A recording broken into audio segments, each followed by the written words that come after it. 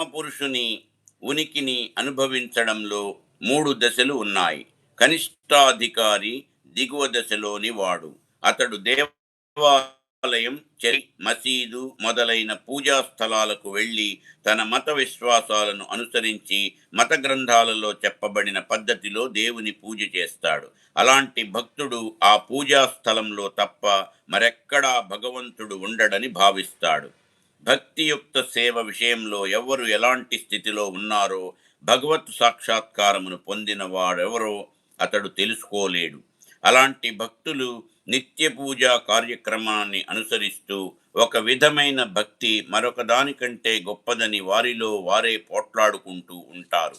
అలాంటి వారు ఆధ్యాత్మిక స్థితిని సాధించడం కోసం భౌతికాలైన హద్దులు దాటడానికి ప్రయత్నించేవారు కనిష్టాధికారులు, ప్రాకృత భక్తులు.